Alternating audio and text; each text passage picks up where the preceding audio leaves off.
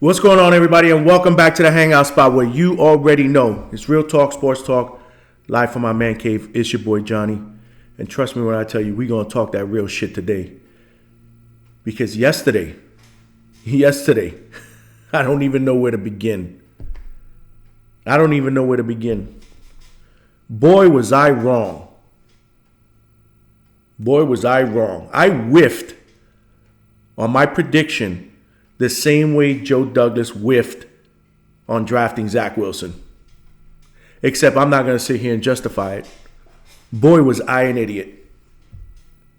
Why would I think it would be any different? This is the Jets we're talking about. Why would I think that making a change at quarterback would provide a spark for us? Boy, was I stupid. It might have for another team, but for us,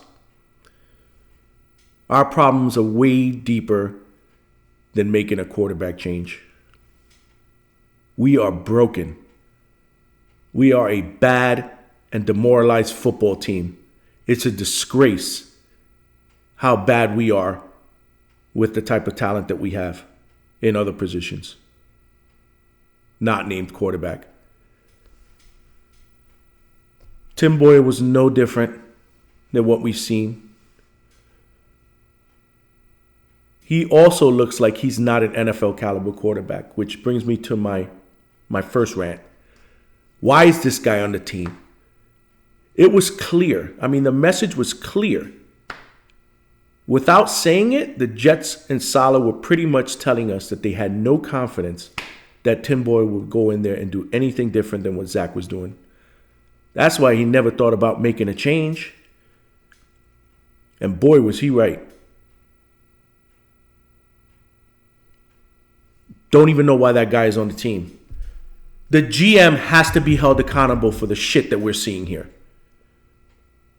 34-13 in another embarrassing performance where we can't do anything on the offensive side of the football. In fact, this team can't do anything other than embarrass themselves. Defense came out. They were trying to ball out. Miami is a high-flying offense. They utilize their speed very well. Mike McDaniels has done an excellent job with that offense, and Tyreek Hill is an absolute stud. They use him in the short game. They use him in the vertical passing game. In a sense, he's unguardable because I don't think anybody on the football field in the league is as fast as he is. And they play to his strengths. They're creative. They're shifty. We are the total opposite. Predictable, terrible, conservative. You thought it'd be different with Tim Boyle. Everything that I heard coming into the game is he was a West Coast offense guy. 3-step drop, release, hit target. 3-step drop, release, hit target. He got sacked 7 times. He held the ball way too long as well. Same mistakes that we saw with Zach. He threw 2 interceptions. He did throw a touchdown in garbage time, but what sense? Who even cared at that point? I don't even think most Jets fans were watching. I was probably the only stupid Jet fan that was still watching, actually. And don't ask me why. Maybe it's because I like horror movies. Because that's what we saw yesterday. It was an absolute horror show. The play calling is just absolutely atrocious. You combine high school level quarterback play with high school level play calling in the NFL, and this is the nonsense that you get. Again, we can't convert on third downs. We can't move the damn chains because we're not in third and unmanageable situations most of the time. And when we are and we happen to get a first down, what happens? Pre-snap penalties. Actually, we started the game on defense with a stupid personal foul penalty by Quentin Jefferson, headbutting an offensive lineman because he got sandwiched to the ground. He was frustrated. This is the type of shit that I'm talking about with this team. He was actually pulled after that. He didn't play the next down, but I don't know if that was Saleh pulling him or part of a defensive shift where he was coming in and out. Hopefully it was Saleh that pulled him to let the team know that players are going to start being held accountable for this shit. Hopefully it was that. But that didn't work either. We still had stupid penalties the rest of the game. We had 6 penalties. Can't beat a team like Miami shooting yourselves in the foot. It's bad enough with piss poor on offense. It's mind-boggling to me. 34-13 at home. Embarrassing. Crowd was buzzing. First ever Black Friday game, you can tell. I was looking at videos before the game. I mean, the parking lot was jam-packed. People were tailgating. Crowd was buzzing. And then you start to see this shit. This demoralizing offense that just sucks the life out of everybody. In the stands, at home. It's just, I don't even have words to describe it. Like I said, the defense, they came out balling out. I mean, we had our only touchdown in the first half because of a pick 6. Echols actually got a pick 6 to make it 10-6. And guess what happens after that? The kicker misses the extra point. We can't even get that part of it right. But wait, it gets better. Next possession, Tua throws another interception. This time to DJ Reed. We get the ball at the 50, about 5 seconds, I believe. A couple seconds before the half. So what do you think we try? A Hail Mary, right? Because it's pretty obvious, right? At the 50, you try a Hail Mary. See if you get one in the end zone. And then what happens? We throw a pick 6, a 99-yard pick 6. And instead of going into the half at 10-6, we go into the half 17-6. Momentum shifting back to Miami. I've been watching football my entire life. Most of you guys have as well. Have you ever seen that shit before? Right before the half? Momentum, 2 picks in a row. And we can't take advantage of it. In fact, instead of not taking advantage of it, we decide to give them a touchdown right to the end of the half. I mean, the ball that was thrown in the end zone, I mean, there were players flying all over the place. I didn't even see a black jersey there. Looks like this guy was wide open, catches the football, takes it to the house. I don't even think he was touched.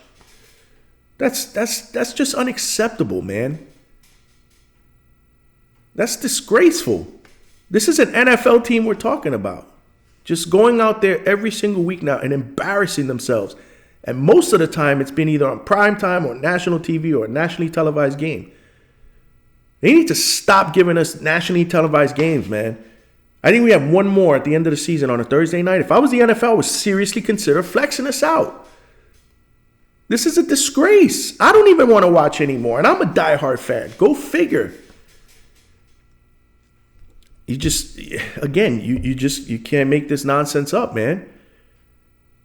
The GM has to be held accountable for this. And I know a lot of fans, after the game, I'm listening to social media posts and chat groups. A lot of people are calling for Saleh's head. Yeah, I mean, listen, do I think Saleh's a good coach? I think he's a good coordinator. I think he's an excellent defensive coordinator. I think he'll be an excellent defensive coordinator in any team. I don't believe he's a good head coach. I don't think he's head coaching material right now. But this is what we have. But at the end of the day, let's be honest. If we had competent quarterback play, we'd be a lot better off than we are today. And a halfway decent play caller, we'd be a lot better off than we are today. So yeah, has Saleh been bad? Absolutely. But in my opinion, this all falls back on the GM. How could the GM sit here and allow this shit to happen? Look at this quarterback room after Aaron Rodgers. I mean, it's very clear that you put all your eggs in one basket with the whole Aaron Rodgers situation. But how did you not prepare yourself with a good backup plan in the event Rodgers did go down? Last I checked, he was 39 years old. And players at that age have the tendency to get hurt a little bit more often, or not often. The likelihood of them getting hurt at that age is a lot higher than the likelihood of them getting hurt when they're a lot younger. You had to prepare yourself for that. And there's no reason to think that you were going to see anything different from Zach Wilson with just basically 2 months of training camp and OTA or whatever it was to sit back behind Aaron Rodgers. That's not how it works. They'll sit there and tell you, Saleh sit there and tell you the plan was to have Zach pretty much redshirted and not play a single down and just sit back and watch and learn from one of the best to ever do it. Well, if that's the case, Why did you make him the backup quarterback? He should have been the third stringer, a guy that didn't dress on game days. That way he can sit back and learn and utilize this year to work on the mental part of his game, which is obviously the part that I believe is hurting him the most. He can't read defenses. He's not instinctive. He's got arm talent. He's got athleticism. But if you don't have it up here, you're not going to succeed on this level. This isn't college. This is the NFL. Players are faster. Coordinators are smarter. Shifts, coverages, blitzes. I mean, it's insane. The interior linemen are fast, especially off the edge. You got to have the right instincts. He doesn't have it. Instead of playing chess, he's playing checkers. That's on the GM. If your intention was to redshirt him, you should have brought in a veteran quarterback to back up Aaron Rodgers. That way, at the very least, if Rodgers went down, you had somebody that was experienced enough to go in there and shoulder the load and still give us a chance to win. In fact, you had one. Why'd you let Mike White go? Because of your ego, right? You didn't want to make it tough for Zach. You didn't want anybody to be in that room that was going to make life difficult for Zach. Provide any type of competition or anything like that, right? Which is why they brought Tim Boyle, because Tim Boyle he's just bad at football. He's been in the league for a few years. I thought maybe he'd be a little bit different. They said he knew the offense. They said he was a three-step drop guy, see the target release, West Coast style offense. I didn't see any of that yesterday. In fact, it kind of looked like they dumbed down the playbook. They dummied down the playbook for him. Why? Wasn't he a master of your offense? He held on to the ball way too long, too. He got sacked like 7 times. He's not an NFL caliber quarterback. So why would you bring him in here? Get somebody that's capable of winning some games. There were guys out there. There were guys out there before the season started. They got scooped up. But the moment that Aaron Rodgers went down, that Monday night, you should have been on the phone Tuesday and Wednesday and brought in an experienced quarterback over the weekend. There were guys out there. And I know a lot of Jet fans are going to sit there and tell you, well, I don't like Carson Wentz. Guess what? Carson Wentz is light years better than the 2 stiffs that we have on our team right now. Boyle and Wilson. That's reality, believe it or not. Jacoby Brissett was out there. He'd be a massive upgrade over what we have now. There were guys out there. And then it took you weeks to finally pick up Trevor Siemian.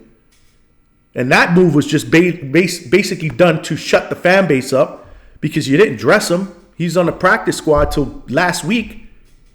He dressed this week. Why'd you pick him up, right? Just to shut the fan base up. You didn't want anybody that was going to come in here and threaten to take Zach's job. Well, guess what? How did that shit work out for you?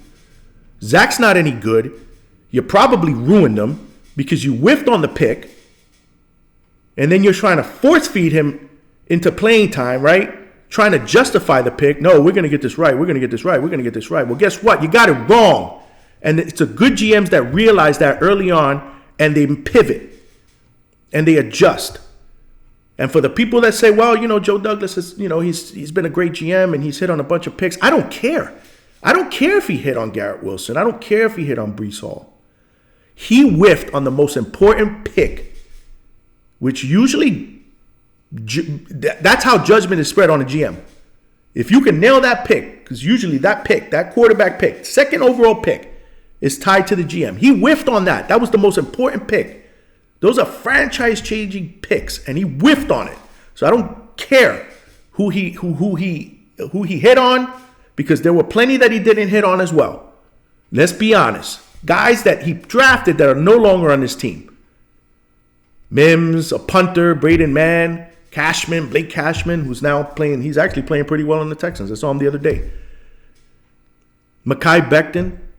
He's been on and off injured. But guess what? More than likely, you're not going to bring him back. So that was a top pick that was basically wasted. And don't get me started with the free agent pickups. His best free agent pickup was DJ Reed. He's whiffed on a bunch of other ones, including Dalvin Cook this year. So, listen, I don't want to hear the whole thing about Joe Douglas. Joe Douglas is pretty much in the same boat as Zach Wilson, right? Zach Wilson has been so piss poor his first 2 seasons that anything that we saw positive was going to be massive, or people were going to take it as massive improvements in his game. I think the Jets have seen so much bad, incompetent GM moves in prior years that we got a guy who finally hit on a few picks, and now he's one of the best. He's the greatest thing that's ever happened to us. But trust me when I tell you, like I said, he has to answer for this. This is unacceptable to go into this season,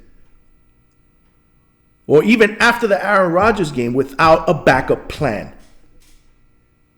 Unacceptable. And I'm not even getting started with the offensive line. Yeah, we've been decimated by injuries. I get all that. No attempt to pick anybody up at the trade deadline when you had guys that were being moved for 5th and 6th rounders. No attempt. They pick up a guy from the street. I even forgot his name. Honestly, I don't even remember his name. Stafford, I don't know, something like that. Reason why I don't know who he is, because they never even dressed him. He hasn't even whiffed the lineup. Why'd you pick him up? That was your major move at the trade deadline to try to address a piss poor offensive line? If you even wanted Zach to have any chance to succeed, at least do whatever you can to fix some of the offensive line issues. Maybe he would have had a chance. I doubt it. But we'll never know, because he did nothing to address that as well. And it was also very, very bad yesterday. Very bad. This is crazy because, like I said, this team does have talent. This team does have talent. They're 4-7, man, but you got to think with just competent quarterback play, because that's where it starts on the offensive side of the football. Starts and ends with the quarterback. With competent quarterback play, we'd be above 500 right now, and people will be talking about us as a team that can make some noise in the playoffs because of the defense that we have. I know it. I'd bet money on it. But again, we'll never know, because we're just absolutely embarrassing on offense. It's painful for me to watch a team like Miami. They're so damn good on offense. I'm jealous. Why can't we have an offense like that? I wouldn't even care about averaging 30 points a game like they do. I think this team could win if they average 21, 22 points a game, 3 touchdowns a game. With our defense, we'd definitely be in the playoff hunt right now. And as opposed to right now, our playoff hopes are done. And I don't want to hear any Jet fans say, well, we're not mathematically eliminated yet. Stop it. We all know this season is over. They're not winning the rest of their games. And if they had any inkling or hope of making it to the playoffs, you'd have to win every single one of your games to at least get to 10 wins. That'll probably get you in, because I don't even think 9 wins will get you in. All we wanted to do was be competent and be in the hunt towards the ending part of the year, just in case there was a shot that Aaron Rodgers was going to come back and play. He wants to come back and play, and for the life of me, I can't figure out why. Dude, just sit out. Don't come back to this shit show. And they also need to have some serious conversations in the offseason. Because if they're trying to cater every single move to make him happy, they need to rethink that. I get trying to make him happy, but you can't just cater every move to that. You have a job to do, and your job is to do the best that you possibly can, the GM, to put a team together that can compete at a high level. And if that means you need to replace the coordinator, then you need to do that. Those are hard conversations that the Jets need to have in the offseason, whether he's included in them or not. And the crazy part about it is I don't think anybody in that room can have those conversations with anybody in there. I don't think there's a mind in there, a mind of reason, a voice of reason in that front office, in that coaching staff that will sit up and say, we got to change this shit regardless of what Aaron Rodgers wants. Because Nathaniel Hackett he's awful. He's absolutely awful. And I get it. His job wasn't to come here and develop Zach. His job was to come here and work with Aaron Rodgers. Now you're tasking him with the job of trying to develop a quarterback who's not NFL ready, and we clearly see that he's not up to that task. Terrible. terrible. Like I said, it's terrible. Tough conversations need to be had in the offseason about what the Jets are going to do to fix this disaster. Because if you think that you're just going to go into next season with a healthy Aaron Rodgers and run it back with the same group of guys that you have on this team now, you are sadly mistaken if you think anything's going to be different. He'll be hurt in the first few games playing behind this putrid offensive line, and we'll be back to square one. And if you decide to keep Zach, which in my opinion would be the stupidest thing ever, you got to think he's played his last snaps here. Let him go somewhere else and get a fresh start somewhere else. I'm interested to see if that happens, what they do at backup quarterback, because now they'll be forced to bring in a competent guy. Let's see where they go there. All this talk about Devontae Adams, yeah, I think that would be a luxury if you can get him, but it shouldn't be the priority. The priority should be to fix this damn team, this offensive line. Get yourself a good backup quarterback. We're tired. Jet fans are frustrated. We're tired of seeing the same nonsense. And I hate that I have to come out here and rant, but man, it would have been worse if I had done a video after the game yesterday. So I decided to just sit back and sleep on it. But it doesn't change. It doesn't change what we saw, what we've been seeing, and what we're going to continue to see. It's brutal. I mean, and only the true diehard fans understand how brutal this is, because we put our heart and soul into this thing every single Sunday with this team, and they continue to just stomp on us. It is what it is at this point, man. Like I said, let me know your thoughts in the comment section. I mean, I enjoy doing. I don't like doing these type of videos, right, where I'm ranting and raving. I would love to be able to do some videos where it's positive and we're talking about some good things. And I will be doing some other videos. I mean, I'm not going to just be solely harping on the Jets. You know, we'll get into some other videos, and we're going to be talking about some boxing videos. We'll definitely get into some baseball. When baseball season comes around, we're going to start talking about some NBA, some pertinent NBA stuff that's occurring around the league. So we'll mix it up a little bit. But at the end of the day, I do appreciate you watching, because this is like my therapy, man. You guys are my therapists, so I appreciate you watching. But anyhow, like I said, if you're new to watching my videos, please subscribe, come back.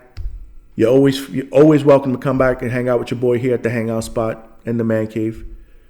Love doing these videos. I appreciate everybody for watching and your support. We'll see what happens, but just like we do every week and every video, this is your boy Johnny signing off from the Hangout Spot, and I will talk to everybody soon.